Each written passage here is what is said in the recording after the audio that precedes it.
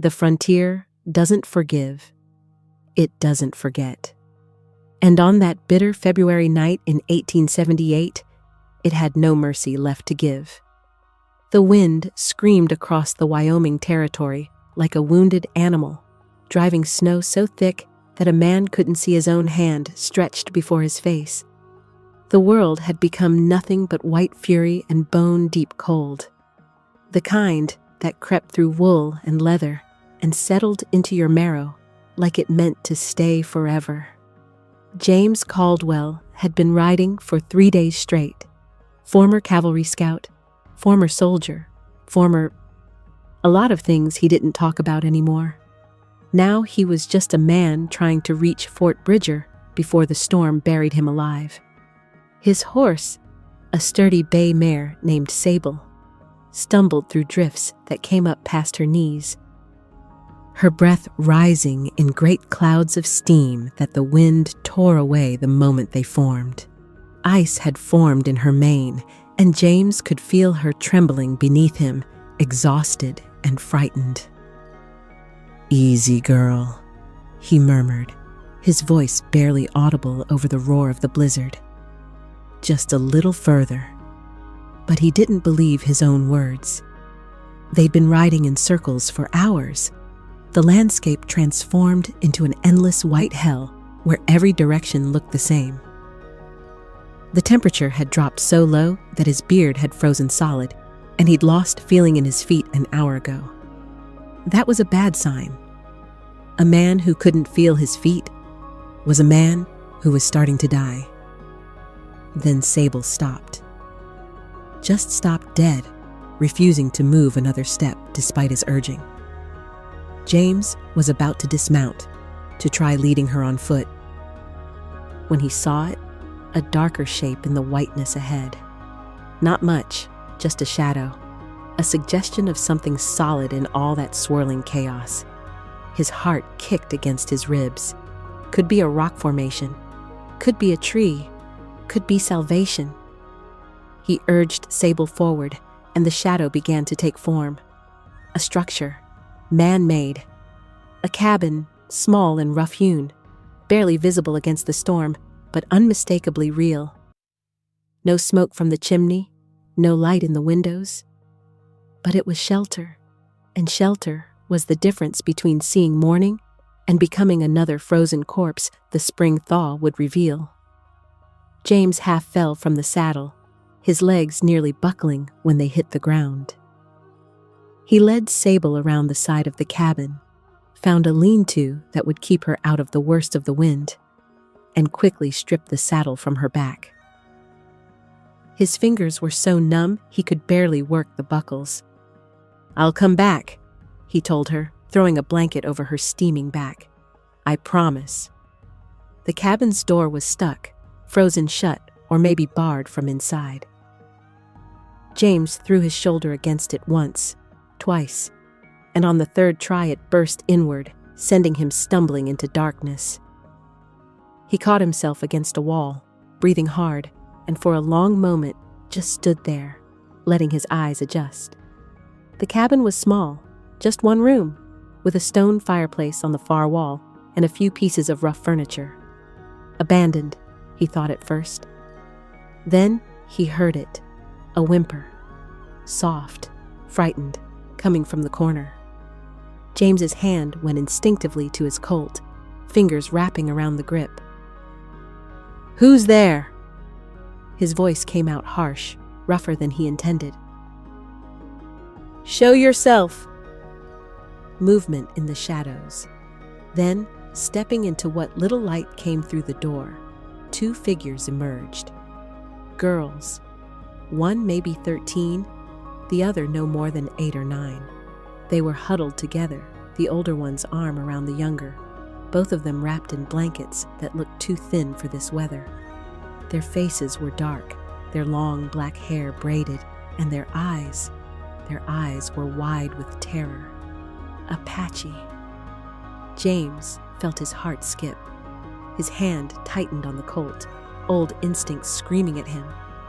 5 years ago, he would have, but that was 5 years ago.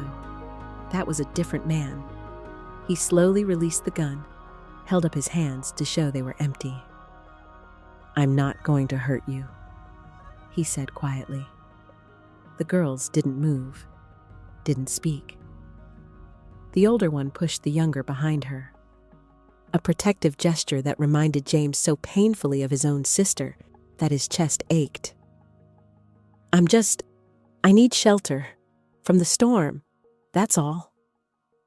The younger girl said something in Apache, her voice trembling. The older one shook her head sharply, responding in the same language, her tone fierce despite her obvious fear. They were arguing about him, James realized, about whether he was a threat. He moved slowly, carefully, keeping his hands visible. He closed the door against the wind, shutting out the worst of the cold. Then he moved to the fireplace. There were logs stacked beside it and kindling. Whoever had built this place, they'd meant it to be used. His fingers were so numb it took him 3 tries to strike a match. But finally, a spark caught, and within minutes, he had a small fire growing. Orange light beginning to push back the darkness. The warmth was almost painful as it began to seep into his frozen flesh. James knelt by the fire, holding his hands out to it, and slowly, carefully, the 2 girls edged closer. Not close to him. They kept the fire between them, but close enough to feel the heat. In the growing light, he could see them better now. Their faces were gaunt, hollow with hunger. Their lips were cracked and bleeding from the cold. The younger one was shivering so hard, her teeth chattered audibly. "When did you last eat?" James asked. Neither girl answered. He wasn't even sure they spoke English. He reached for his saddlebag, which caused both girls to flinch back, and slowly pulled out a piece of dried venison. He tore it in half, placed both pieces on the hearth within their reach, then backed away. For a long moment, nobody moved. Then the younger girl's hand darted out, quick as a snake, grabbed one piece and stuffed it in her mouth. She chewed frantically, and James saw tears streaming down her face. The older girl took the other piece more slowly, but she ate it just as desperately, her eyes never leaving James's face. "There's more," James said softly. "You can have more." He pulled out the rest of his rations. It wasn't much, just some jerky and hardtack, but he pushed it all across the floor toward them. "Take it." The older girl spoke then, her English halting but clear.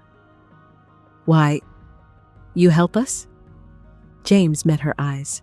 They were brown, almost black, and filled with a wariness that no child should have to carry. "Because you need help," he said simply. "What are you doing out here? Where are your people?" The girl's jaw tightened. She looked away into the fire. "Separated 3 days ago. Soldiers came, we ran, got lost in storm." Her English was better than James had expected, probably learned at a mission school. "My father, he told us hide. Soldiers looking for him." James felt something cold settle in his stomach that had nothing to do with the weather. "Your father? He's..." "Chief," the younger girl whispered in English, her first word. Then she said something else in Apache, and the older girl cut her off with a sharp gesture. "A chief." These were a chief's daughters, alone in a blizzard, running from soldiers. James closed his eyes, suddenly understanding the situation he'd walked into. There were bounties on some of the Apache leaders, rewards for their capture or death. And if soldiers were actively hunting this girl's father, that meant he was someone important, someone dangerous, someone James might have fought against. The thought sent memories flooding back, memories he'd spent 5 years trying to drown. The raid on the Apache camp, the screaming, the smoke, the woman who'd thrown herself in front of her children, the bullets that hadn't cared. James had left the cavalry after that, had walked away from his commission and his future, because he couldn't stomach what they'd made him do. But he'd done it. God help him, he'd done it. "What's your name?" he asked the older girl, his voice rough. She hesitated, then lifted her chin. "Ayasha. This is Kaya, my sister." "Ayasha, Kaya." James nodded slowly. "I'm James, and I'm going to make you a promise, right here and now. I'm not going to hurt you. I'm not going to turn you over to any soldiers. And I'm going to help you find your father. Understand?" Ayasha studied his face for a long moment, and James had the uncomfortable feeling she could see right through him, could see every sin he'd ever committed. Finally, she nodded, just once. "Why?" she asked again. James looked down at his hands, scarred and weathered, hands that had held weapons and taken lives. "Because I've done enough harm," he said quietly. "And maybe it's time I did something right." The storm raged outside for 3 days. 3 days during which James slowly coaxed trust from the two girls. 3 days of small gestures and careful words. He taught them to check Sable in the lean-to, showed them how to melt snow for water, shared what little food they had, and tried to make them laugh with stories of his childhood in Ohio. A world so different from theirs, it might as well have been another planet. Kaya, the younger one, warmed to him first. On the second day, she showed him a carved wooden bird she carried in her pocket, no bigger than his thumb, made with such delicate skill it took his breath away. "Papa made," she said softly, her small fingers tracing the bird's wings. "He makes birds because our mother loved birds before she died."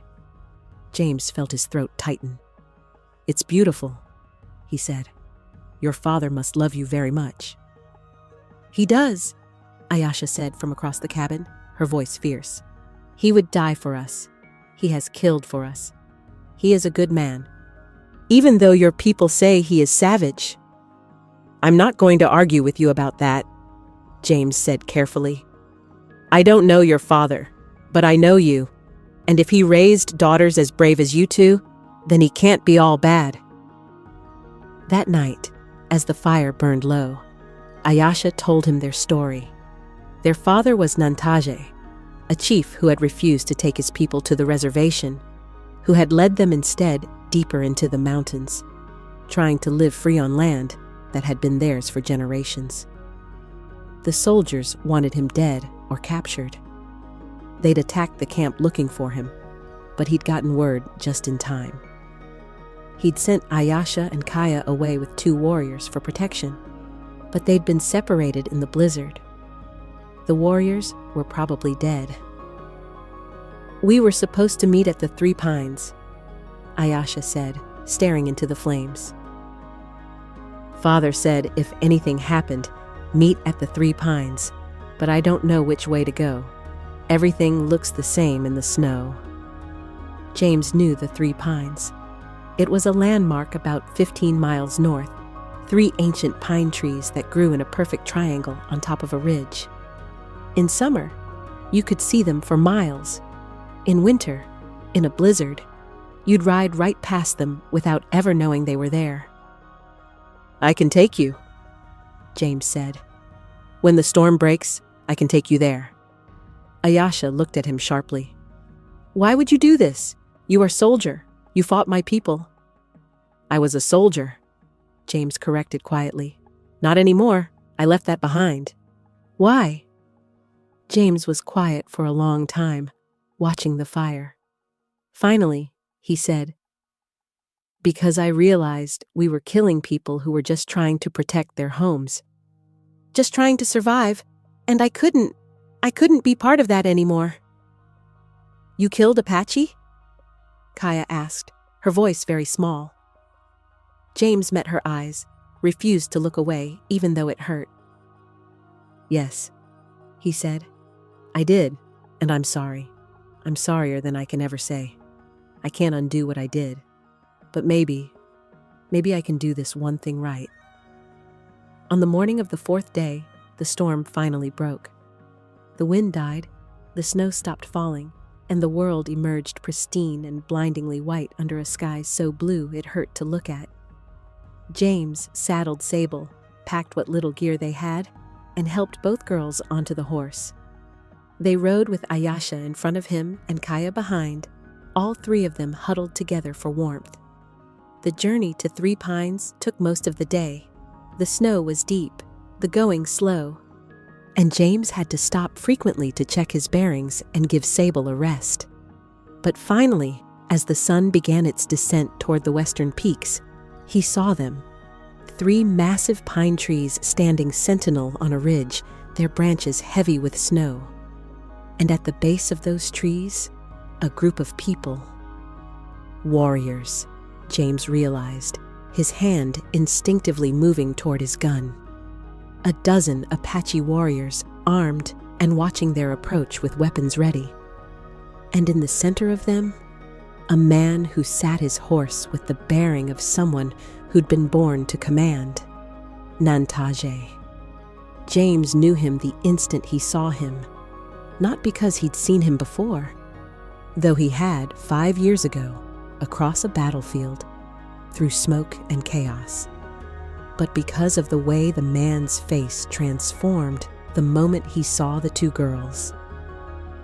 The fierce chief's mask crumbled, replaced by naked relief and love so powerful it was almost painful to witness. "Papa!" Kaya screamed, nearly falling from the horse in her eagerness. James caught her, lowered her gently to the ground, and she ran through the snow into her father's arms. Nantaje dismounted in one fluid motion, dropping to his knees to catch his daughter, crushing her against his chest. His eyes were closed, his face buried in her hair, and James saw his shoulders shaking. Ayesha dismounted more carefully, but she ran to him just as desperately, and Nantaje wrapped his other arm around her, holding both daughters as if he'd never let them go again. Then, slowly, Nantaje raised his head. His eyes found James, and James felt his blood turn to ice water, because in that moment, he saw recognition flash across the chief's face. Recognition and something darker, something that looked like rage. Nantaje stood slowly, his hands on his daughter's shoulders. He said something in Apache, and 2 of the warriors moved forward, taking the girls gently but firmly away. Then he walked toward James, and every one of his warriors tensed, hands on weapons. James didn't move, didn't reach for his gun. If this was how it ended, then so be it. He'd earned it, earned whatever judgment this man wanted to deliver. Nantaje stopped 3 feet away. Up close, James could see the scars on his face, the lines carved by years of fighting and loss. He was older than James, maybe by 10 years, but he moved like a younger man, like someone who'd spent his entire life honed for battle. "I know you," Nantaje said in English, his voice low and rough. "5 years ago, the raid on my camp at Red Creek, you were there." James nodded slowly. "I was there. You killed my brother that day." The words hit James like a physical blow. His brother. God, his brother. James swallowed hard. "I didn't know. It was chaos. He stopped, shook his head. "I'm sorry. That's not good enough. I know it's not, but I'm sorry." "Sorry," Nantaje repeated, and his hand moved to the knife at his belt. Several of the warriors moved closer. "My brother was trying to help women and children escape. Your bullets cut him down. He died in my arms, bleeding in the snow. And now you say you are sorry."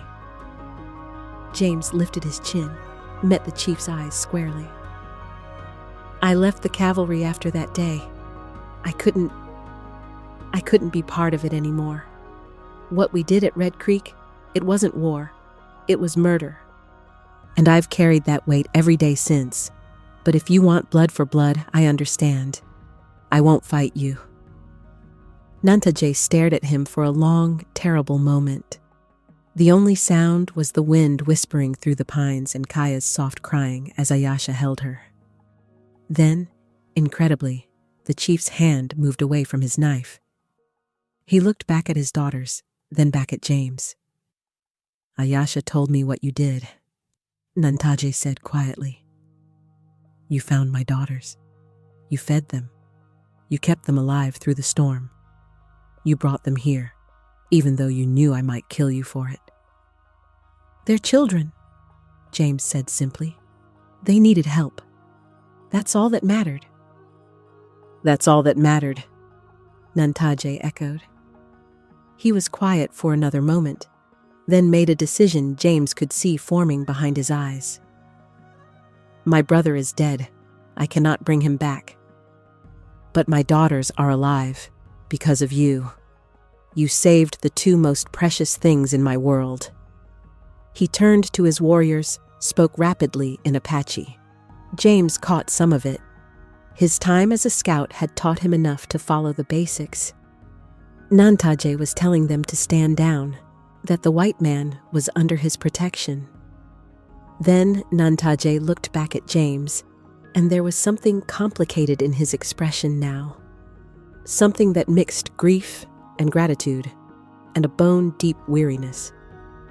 "You saved 2 Apache girls, Cowboy," he said slowly, deliberately. "And later, you learned their father is the chief you once fought against. This is something I never expected." James felt something tight in his chest loosen slightly. The story's title, spoken aloud, made real. It felt like an ending and a beginning all at once. "What happens now?" James asked quietly. Nantaje studied him. "Now, you ride away. You forget you saw us. You never speak of this place or which direction we travel, and you carry with you the knowledge that the debt between us is paid. The blood you spilled, the life you saved, they balance. We are even, you and I." "Even," James repeated. It seemed impossible. It seemed like mercy he didn't deserve. "But know this," Nantaje continued, his voice hardening. "If I see you again with soldiers, if you lead them to my people, there will be no mercy. Family debt or not. Understood?" "Understood. I swear to you, I'll never—" "Papa!" Kaya broke free from Ayasha, running back to her father. But instead of stopping at Nantaje, she kept going, throwing her small arms around James's leg. "Thank you," she whispered. "Thank you for saving us." James looked down at her, this small girl who should have hated him, who had every right to hate him, and felt something break open inside his chest. He knelt down, gently detached her arms, and pressed something into her hand. A silver dollar, the last one he owned. "You keep being brave, little one," he said, his voice unsteady. "You and your sister. You're the strongest people I've ever met." Ayasha approached more slowly, her eyes searching his face. "Will we see you again?" she asked. James glanced at Nantaje, then back at her. "I don't know. Maybe if the world changes, if there's ever peace between our peoples." "There won't be," Nantaje said flatly. "Not in my lifetime. Maybe not in theirs. Your people take and never stop taking." "I know," James said, standing. "You're right, and I'm sorry. For all of it." He mounted Sable, turned her toward the south. Behind him, he heard Kaya crying again, heard Ayasha saying something soft in Apache. He didn't look back. Couldn't. If he looked back, he might not be able to leave. As he rode down from the ridge, the sun setting fire to the snow-covered peaks around him, James felt lighter than he had in 5 years. The weight of Red Creek would never completely leave him. He knew that. But maybe, just maybe, he'd found a small measure of redemption in a frozen cabin in the middle of a blizzard. Maybe he'd proven to himself that he was more than the worst thing he'd ever done. Behind him, on the ridge, Nantaje watched the cowboy disappear into the gathering twilight. His daughters stood on either side of him, Kaya still clutching the silver dollar. "He was a good man, Papa," Ayasha said softly. "Even though he fought us before, he was good."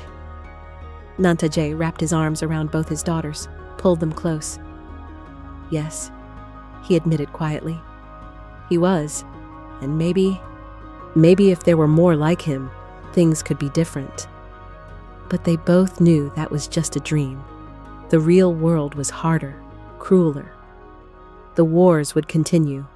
More blood would be spilled. More families would be torn apart. But for 3 days in a frozen cabin and 1 moment of grace on a windswept ridge, an Apache chief and a former cavalry scout had found something unexpected: forgiveness, understanding, and the faint hope that even in the darkest times, there was still room for mercy. The frontier doesn't forgive.